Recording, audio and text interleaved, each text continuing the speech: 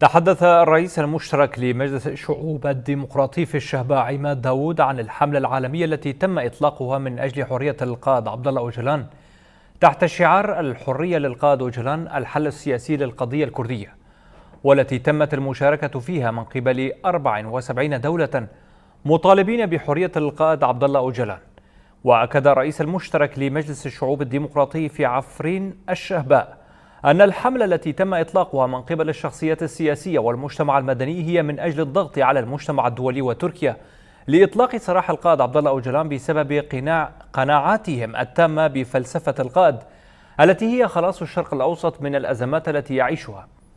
وفي ختام حديثه بيّن عماد داوود أنه من الضروري إيجاد نظام عالمي جديد قائم على فلسفة حياة جديدة قائمة على العيش المشترك بين مكونات المنطقة كافة. لذلك هذه الشخصيات التي أطلقت هذه المبادرة الهدف منها هو قناعتهم بأن مشروع القائد عبد الله أوجلان وفلسفته يمثل خلاص للشرق الأوسط من الأزمات التي تعيشها، ليس فقط الشرق الأوسط، على مستوى العالم أجمع.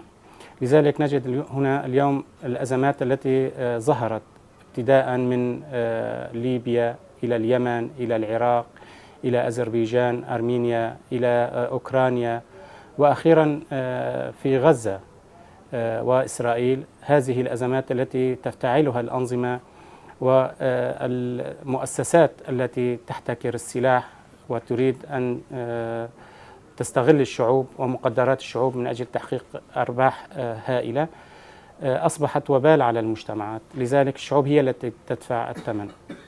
هذه الحملة أدركت من هذا المنطلق بأنها لا خلاص من هذه الأزمة العميقة التي يعيشها المجتمعات سواء كانت في الشرق الأوسط أو في العالم إلا من خلال ديمقراطية هذه المجتمعات.